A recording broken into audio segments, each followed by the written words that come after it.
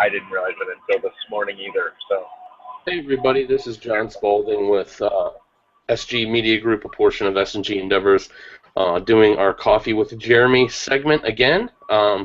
So Jeremy Grandstaff Endeavors is here today, and we're going to talk about resistance and overcoming resistance and using that to deal with change. So Jeremy, thanks for being here. How are you today? I'm really good, John, and thank you to everybody for joining us today for Coffee with Jeremy.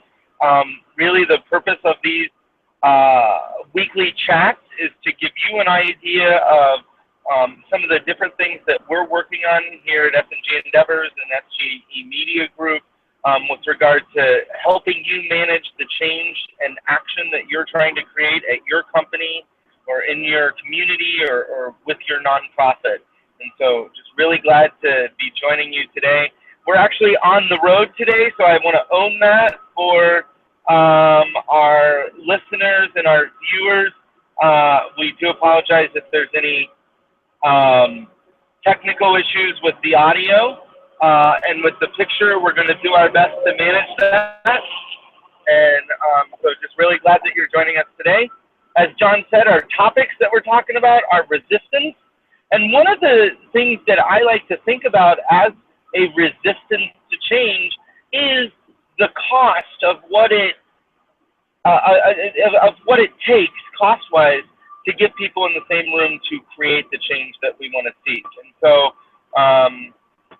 really excited about having those conversations. John, I'm wondering if there is a way for you to share the link to the blog as part of the chat for those of us who may join us online or watch the video. You can also find that link to our blog as part of the description if you're looking at this on YouTube. And we did go ahead and put it in there, but I'm not sure if we have the ability while we're having the conversation to reiterate that link. But one of the first things that I wanted to really talk about today was just the idea of resistance to change in general. John, you and I lead a lot of different change efforts, from small retreats to larger 3-year change management projects to helping corporations like we were talking about last week with Oscar Robinson and doing their strategic plan and communications planning. What do you think is the biggest form of resistance that you've experienced kind of working with the different clients that we've worked with?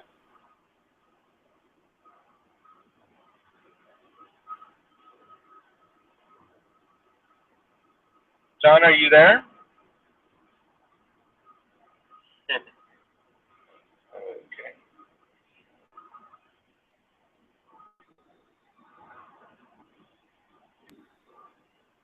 Can you hear me all right? I can now. Are you able to hear me?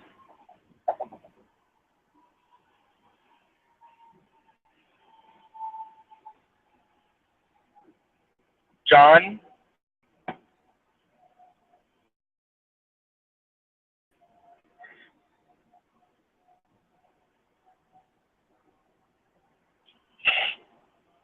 Resistance that we can we'll wait for him to improve. So a lot of times resistance in an organization come in the form of changes. And so the leadership in your tool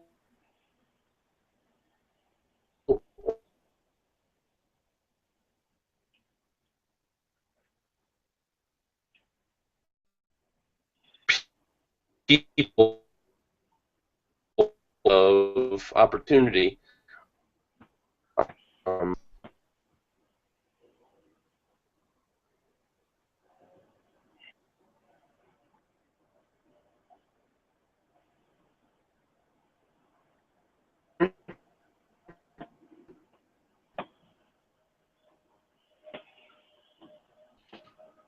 John, are you with me?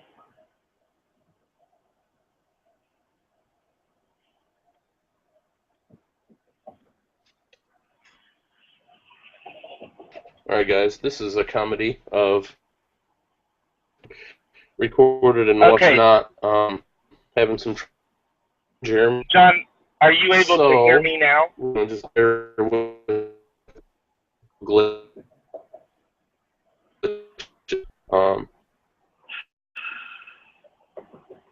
Hey, John, Yes, are you but able I to hear am me able now? to hear you. But Okay. So I have turned off my video to try to see if we can get a more you strong. don't have a good connection. Let me try coming So back you to the know you call. don't have a good connection.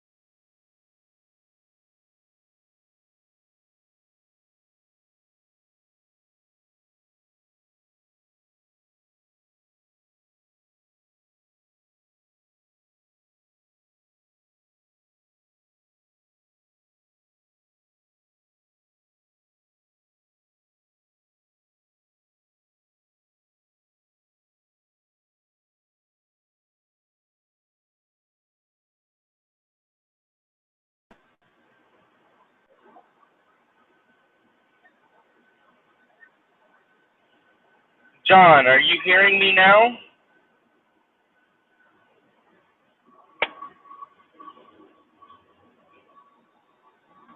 John?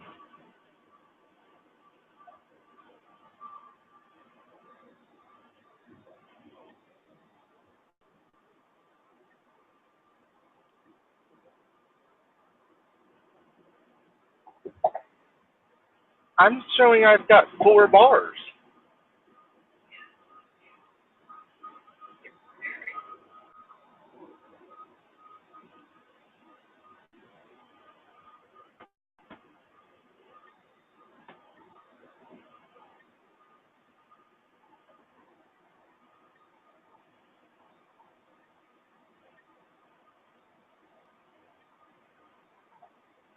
Okay.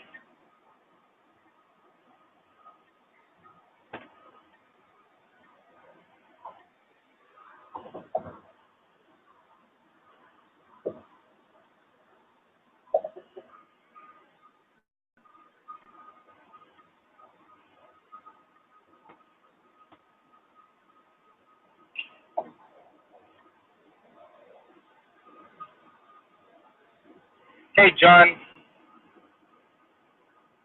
See.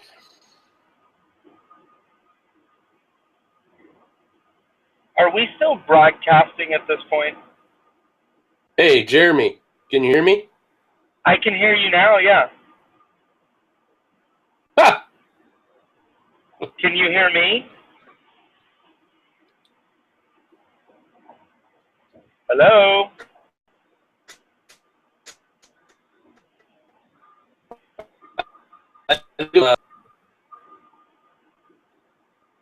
So I'm showing 4 bars, but I can't, you're breaking up.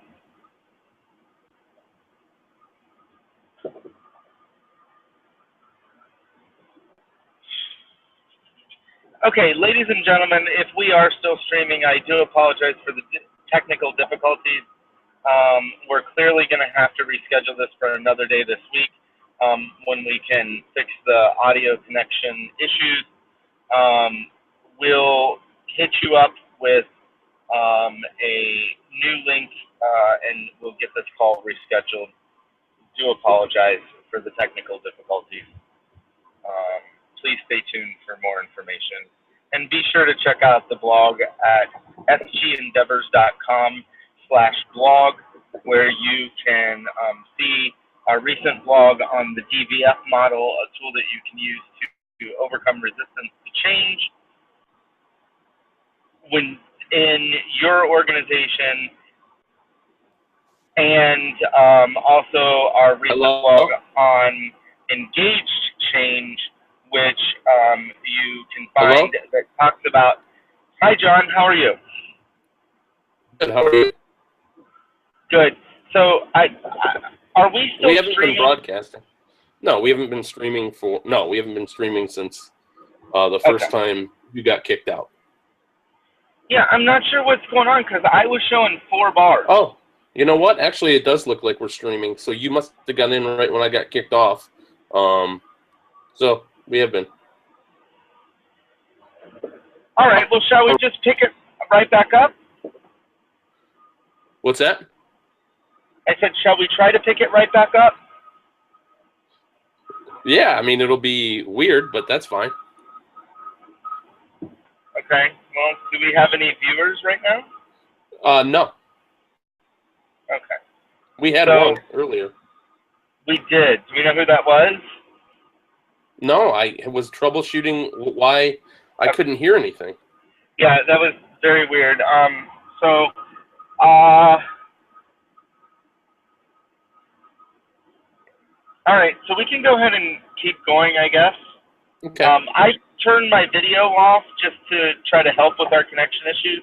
I can turn that back on and see if it impacts us again. Yeah, go ahead.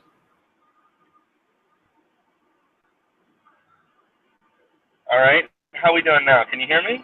Yeah, you're fine. Okay. So let's try this again. So I was asking you, John, about some of the collaboration challenges that you face, some of the resistance that you face working with a couple of your clients. And I think you had just started talking about that when we started having some technical difficulties. Yeah, and so I'm not sure how much came across and things like that, but really, I don't want to repeat other than to just say resistance comes in all forms, and it really is dependent on the organization. A lot of times it can be just that change is difficult. It takes a lot of leadership and the right structure in place in the organization to implement any kind of change. So you can get resistance from employees who don't want to do things differently, employees who might not feel engaged enough in the organization and feel that they're not doing something. It could be that have not had experience with collaborating with other departments, or they've had a bad experience with working in someone in another department, and so breaking down those silos of communication is sometimes difficult, and so you can get resistance when there are interpersonal dynamics involved. Absolutely. I think a lot of times one of the pieces that causes some resistance for some of our clients is even figuring out how to transcend those location barriers. As they are, we've got a couple clients um, that are working with virtual offices. Some of them are working statewide, and so that idea of, well, we can't really have the conversations that we need in order to plan strategy because we're not in the same place. And that's how I think we really relate the 2 blogs that we released on Sunday together, is that we talk about, you are still hearing me, right, John? Just double Yeah, I checking. am. Yep. Okay. So we talk about how resistance is something that is faced by most change management pieces, even if it's a board retreat to a complete corporate strategic planning, and really looking at ways to engage your employees in those conversations so that you're helping to create a clear desire for change that is shared among all of your employees, a vision for where you're wanting things to go so that you know if you've actually achieved what you're trying to achieve, and looking at first steps. And sometimes we'll call the 4th component either implementation or supporting mechanisms that are going to help you get those first steps moving along and help propel you toward that vision. And so the first blog that we wanted to bring to your attention was on the DVF model, which is a tool that we use to help our clients in tackling the resistance to change that they're facing. Whether it be internal or external, you really can structure that conversation in a way that allows for people to create shared desires, vision, and first steps that are going to take their work to the next level. One of the things that I want to call out on today's chat is, John, you played a role in writing an article that was really examining the history of the DVF model and kind of looking at how it had evolved over the past 50 years or so. And so I was just wondering, I know you played more of a supportive author on that particular article, and we do link to the article in the blog, but I'm wondering if you might have kind of an insight as you think about that as to something that really you were excited about as you were looking at the history of the model.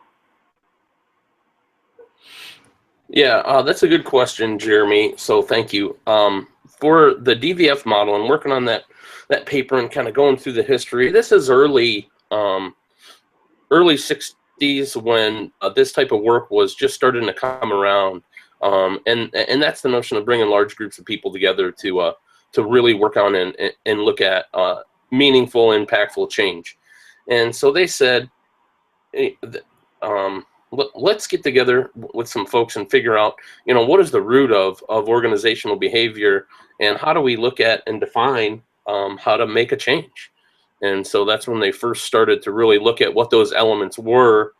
And then one of our mentors, Kathy Dana Miller, created or worked with them and that initial model that came from Dick Beckert and Gleichert, and turned it into the DVF, the DVFR model that we see today, which is you have to have a common desire or dissatisfaction for the current state of your organization. So either a common desire of where you want the organization to go, or a current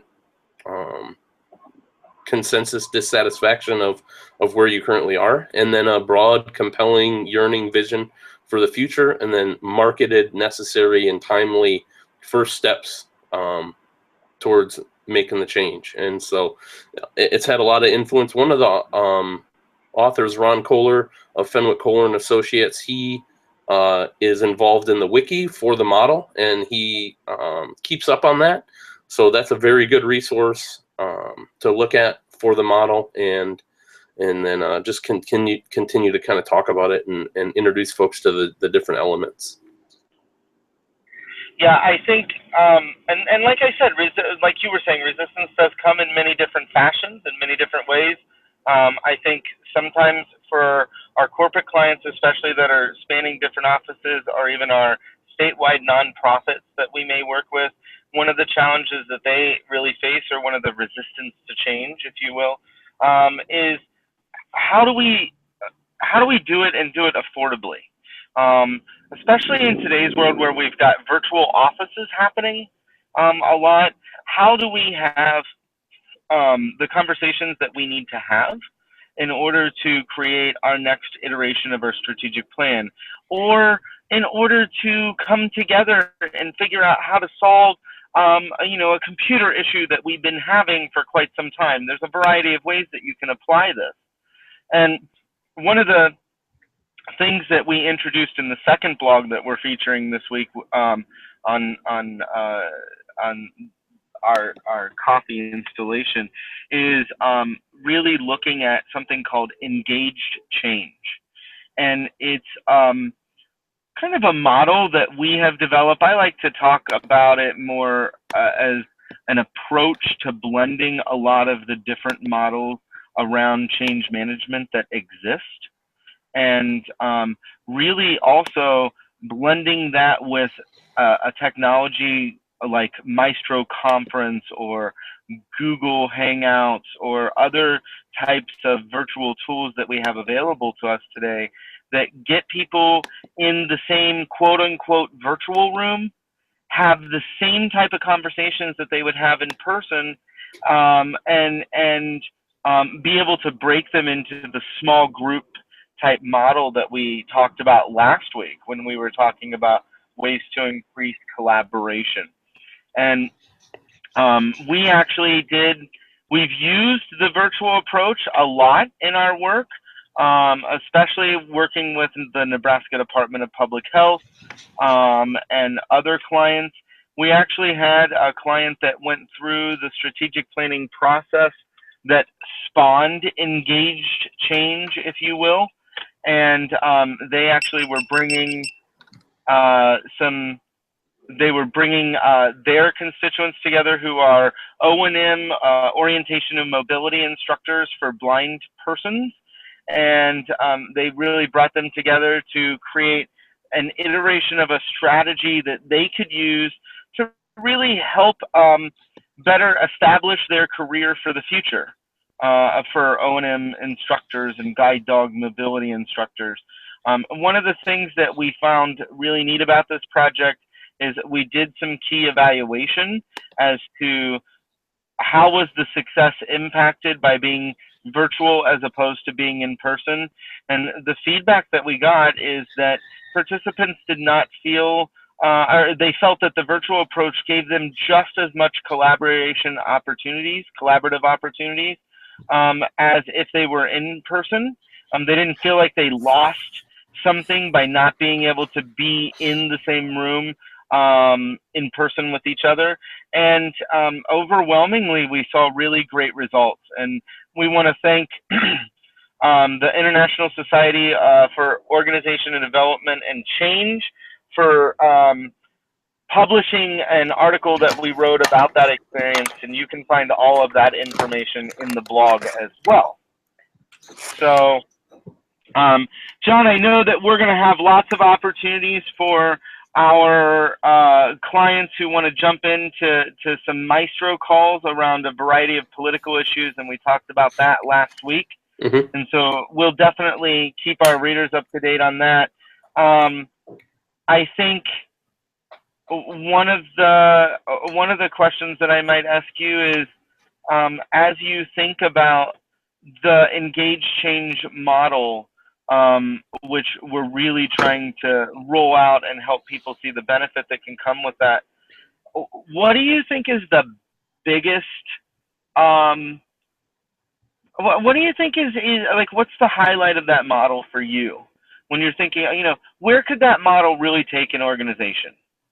I think is the question that I would ask you. I'm going to answer the same question, but I thought I'd pitch it to you first and then give an answer, and then I thought we could wrap up for the day because I know we've had some technical issues. So. Okay, and I am speaking to the engage change model, correct?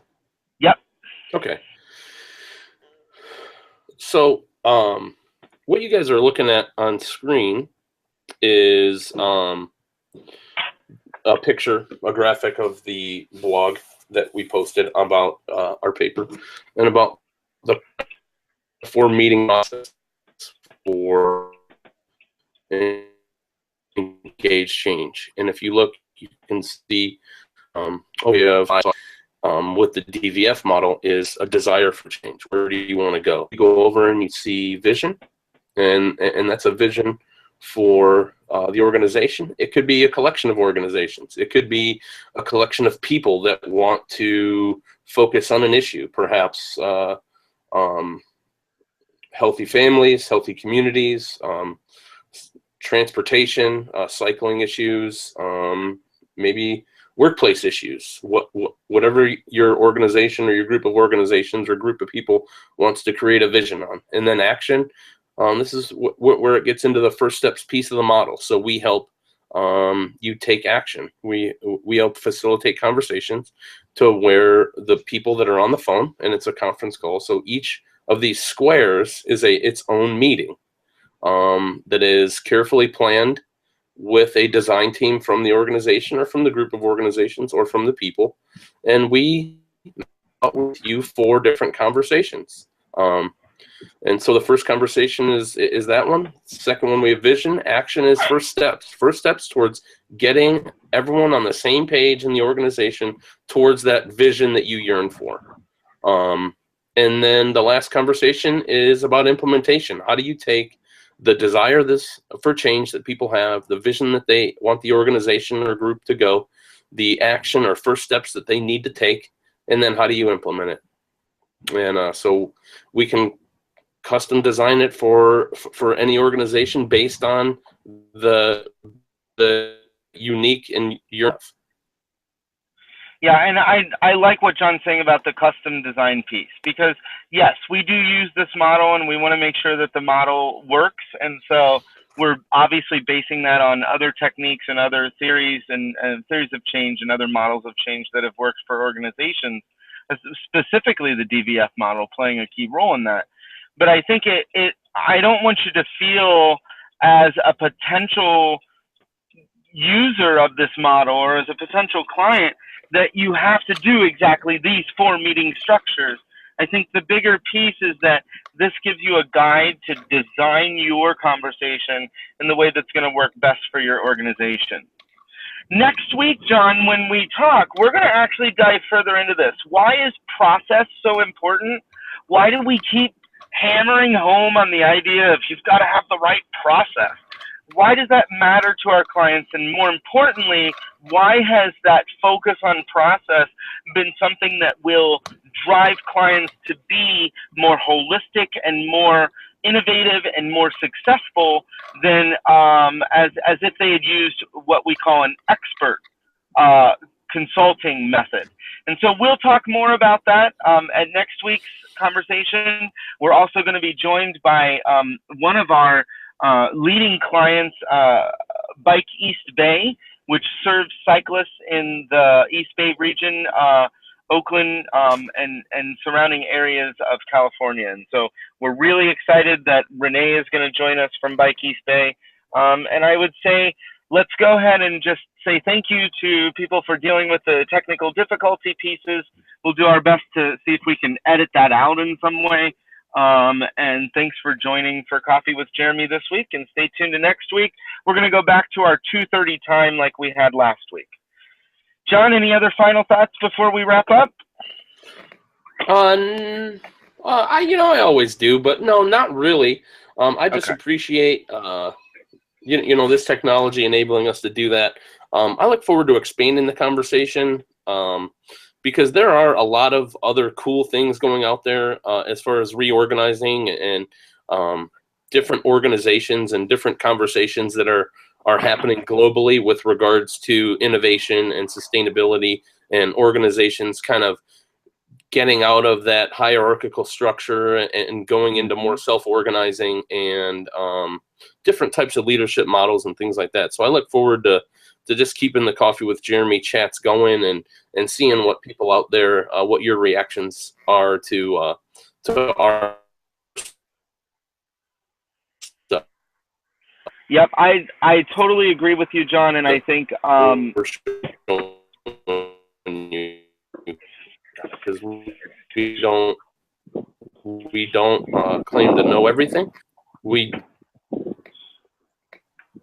All right. Is that it, Jeremy? Yeah, I was just going to say it gives us the opportunity to really engage you in the conversation. So if you'd like to join us and dive further into these issues, please let us know, and we can help you do that as well. So this concludes today's chat, and we'll see you next week on Wednesday at around 2:30.